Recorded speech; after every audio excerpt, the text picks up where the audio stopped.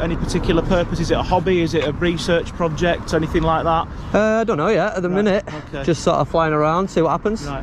I understand an officer's just tried to have a word with you on the way into the car park. She sort of shouted at me in a plainclothes personal car, so I didn't have a clue who she was. Apparently you've told her to pee off. Did I? That's what she said to us. If that's the case, that's not acceptable, is it? Well, that's why we wear independent witnesses that never lie. Right. What do you mean by that? Right, okay. Well, yeah, I've got mine on as well, so... Well, thanks for letting me know. Can I take your details, just so we know what you're doing, and you're recorded on our systems, and we've got the fact what you're doing, and to make sure you're not to no good? No, I'd rather not, if that's okay. Okay. Why is that? Because I haven't done anything wrong. Well, I just need to make sure that you're not, like, sort of in line with any terrorist groups or anything like that you could be using for hostile reconnaissance or anything of that nature. Do you suspect I'm a terrorist officer? Well, I don't know until I speak to you. Do I? Until I take your details and check you through. Is that what you do with everybody? If you're verbally abusive to people, then you have technically committed a public order offence for which I would require your details. Okay. They move in on him using a pre-prepared narrative, relying on a sergeant's unverified claim of swearing as though it were proven fact to justify their escalation. However, News Now Yorkshire immediately refuses to fall into their verbal trap and instead cuts through the confrontation by pointing directly to his body camera, a simple action that instantly highlights the difference between spoken allegations and what the footage actually shows. When the attempt to manufacture misconduct through alleged profanity fails to secure compliance, they quickly shift tactics, resorting to an even more serious and unfounded claim by invoking terrorism powers as a reason for a compulsory ID check. This is not a legitimate intelligence-driven stop, but rather a pressure tactic aimed at intimidating a citizen who clearly understands his legal rights. That's why I'm asking you for them as well. Right. So could I have your name and date of birth and address, please? What, you think I've committed a public order offence? Yeah, because an officer's just told me that you've sworn at her in the street. Well, I need to get her to make that statement then, because she's lying. Well, she's just told me as she's driven in that you've sworn at her. Did she? Yeah. Right, well, I'll be making a complaint about her then. That's absolutely And if you fine. take my details, I will have to sue West Yorkshire Police. That's not a problem. You feel free to do so. The reason I've explained the reasons why I'm asking you for your details. What happens if I don't give my details? Then you're potentially committing an offence.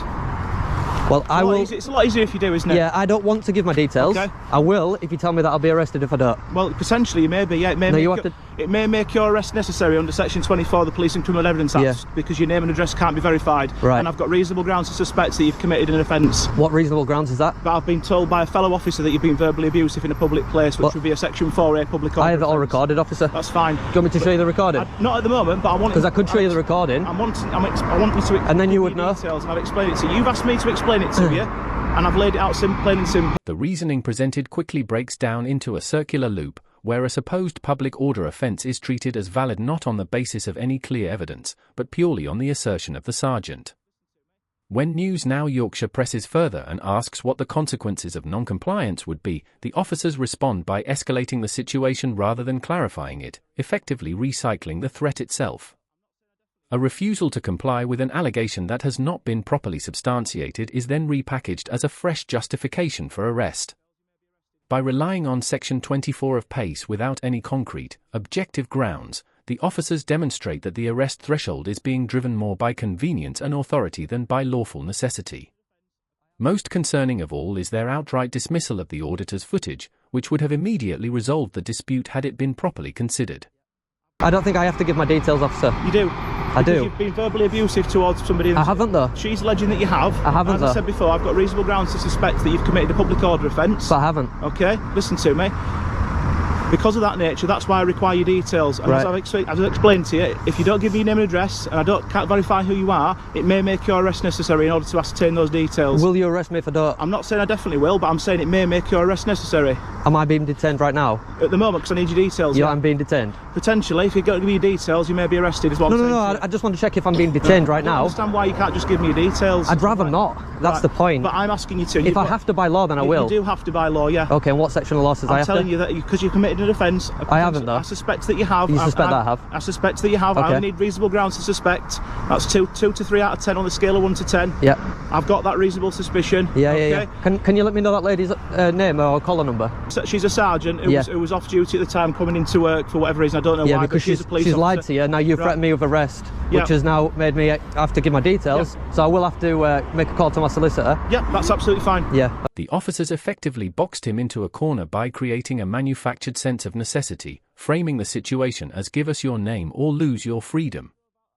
This does not reflect a lawful or proportionate use of arrest powers, instead, it resembles a coercive demand.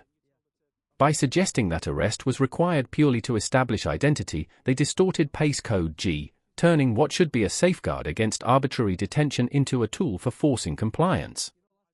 An arrest cannot lawfully be justified on mere non-cooperation, particularly where the underlying suspicion itself rests on questionable grounds. When he eventually provided his ID, it was not an admission of wrongdoing or a voluntary act of cooperation, but rather the result of pressure from a deliberately escalated and controlled situation. I can't believe she lied to you, officer. I have got it all recorded though, just so you know. You can, if you want to make a complaint. Yeah, I will be making a complaint straight away. Yeah, definitely, definitely. I haven't got Is that what she actually said to you? I told her to pee off. As I drove out of the gate, she was driving in and she said, "Will I have a word with you?" Yeah. Because she'd spoken to you and you told her to. I'm not going to say the full word. Yeah, but pee off. You understand what I mean by that? I understand what you're saying, but she's lying to you. You know that, don't you? Well, if she's lying to me, she's lying to me. If it's on your camera, then you've got grounds for a complaint. Yeah, 100%. Yeah, I'm not lying to you. I can only go about. You know, last time this happened, I got £1,000 for it. You know. Right. Yeah, that was at Humberside though. What was that? What was that in relation to though? Because someone said I was committing antisocial behaviour, so the officer unlawfully used Section 50 of the Police Reform Act to gain my details, just like you've unlawfully used Section 5 to get my details. Okay. And then they offered me £1,000 for my trouble. I haven't used Section 5. Oh, what did you use? You've potentially committed an offence under Section 4A of the Public Order Act. Oh, okay. Section 4A. Yeah. And that requires me to give my details. It doesn't require you to give your details. You just told me it did. What I'm saying, no, you're twisting my... The word potentially ends up carrying most of the weight in the officer's reasoning, because there is no solid foundation beneath it. By repeatedly relying on phrases such as potentially an offence or potentially Section 4A, they attempt to elevate speculation into something that appears legally grounded. However, Section 4A is not a flexible or uncertain provision. It requires clear intent and demonstrable impact before it can be applied. The constant shifting between different powers does not indicate a focused or narrowing investigation, but rather reflects a legal scramble to find a justification that fits the situation. In a genuinely substantiated case, the narrative would remain consistent rather than continuously changing. Because I've got reasonable grounds to suspect that you've committed an offence. Yeah.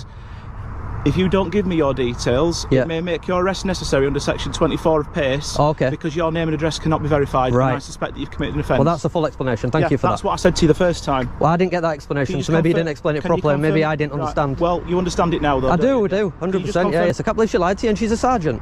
She's going around lying to you guys. Do you want me to show you the video? No. Is it because you know that she's lying? I don't know that she's lying. I think you know. Okay. I think you know. I think you do know. We're literally just going off what we've been told. Yeah, what you've been told is a lie, though, is what I'm saying. I could show you the video now and show you that she's lying. What do you guys reckon? Your personal opinion? My personal opinion doesn't matter. I don't work. My personal opinion has to stay at home when I come to work. Well, use your detective skills then.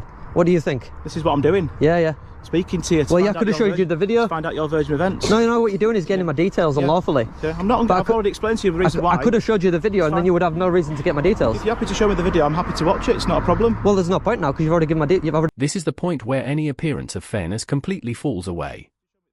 By consistently refusing to review the footage, the only objective record of the entire encounter, the officers replace professional judgment with unquestioning reliance on a colleague's hearsay. One officer even acknowledges that her position is based entirely on what she has been told, which makes it clear they were not genuinely assessing evidence at all. Instead, they were effectively safeguarding a predetermined narrative from scrutiny. Notably, the decision to consider the video only came after they had already secured his personal details, and that timing speaks volumes. Had the objective been truth from the outset, the footage would have been examined immediately rather than treated as an afterthought. I'll speak to my solicitor now and get my £1,000. You've offered to show me the video, then that's fine. Yeah, you see that your sergeant's a liar. Well, show me it if you want to show me it. I'm not bothered. Am I being detained? No, you're free to go. Thank you for giving me your details. Just be careful where you're flying it. No, I won't. Obviously, bear in mind that that side of the gate and the fence is private property. Oh no, I've already been over there. Right. Okay. Yeah, I'm going to go over again. Right. Okay. Yeah. But bear in mind that you may be spoken to again by an officer if it's deemed that your drone's interfering with any police activities or anything like that. All right. Well, I've got permission to be here. From the Civil Aviation Authority. Okay. Have you got that in writing? Have you got anything on you can show me to confirm that? Do I need to?